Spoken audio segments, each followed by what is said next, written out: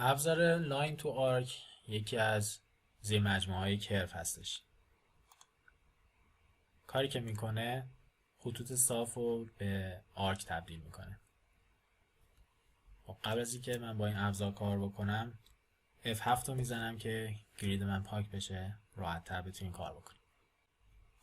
لاین تو آرکس رو انتخاب میکنم. اون منحنی هایی که میخوام یا شکلی که میخوام به آرک تبدیل بشن انتخاب میکنم. اینجا دیستنسش برای من قابل تنظیمه.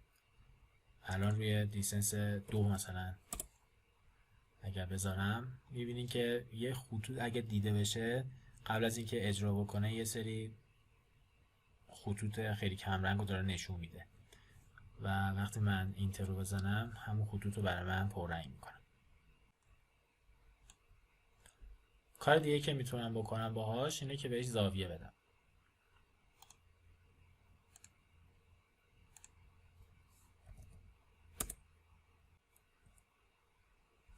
میبینین که این زاویه خطوط چرخید، یعنی زاویهش الان 45 درجه چرخیده.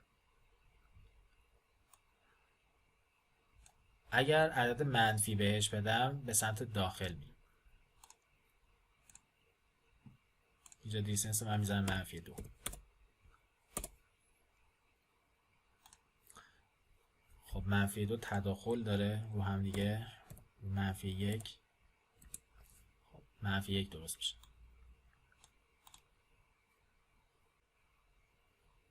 از شکل‌های خیلی ساده میتونیم شکل‌های خیلی پیچیده تر به وجود بیاریم با این کار.